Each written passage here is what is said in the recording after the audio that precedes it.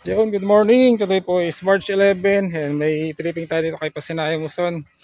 Kawork ko dati sa SM Dasma. Tingin tayo ngayon na Pasinaya.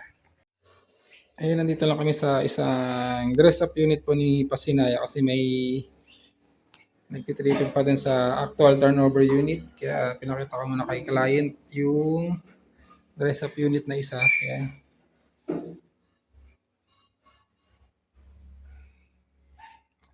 Alternate punta kami din sa actual turnover unit naman ni Pasinaya Homes. Yan, dito tayo sa actual turnover unit po ulit ni Pasinaya. Ang space natin sa harap hanggang dito. Dyan.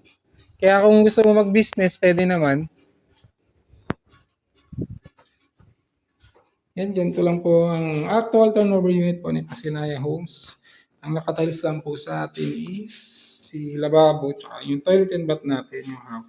Ay may accessories na rin kasama yan, yung lavatory, tapos shower head. And may breaker na rin po tayo upon turnover.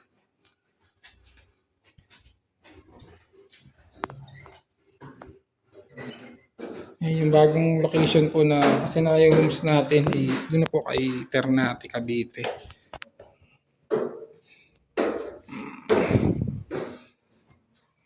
And upon turnover po is may insulation na rin ito nakalagay. Bali papalagyan nyo na lang po ng kisame.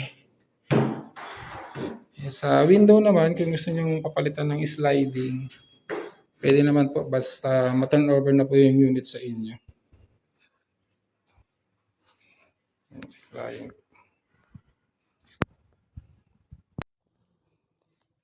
Lumipat kami dito kay Pagsibol. Pagsibol to, no?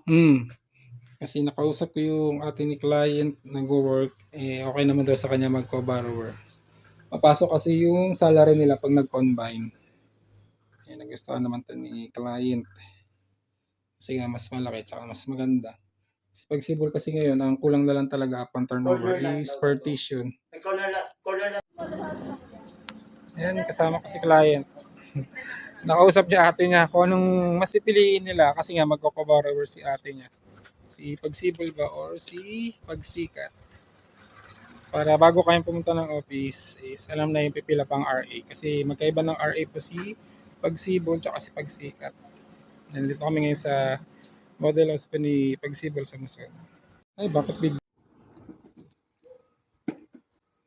Dito kami sa office namin.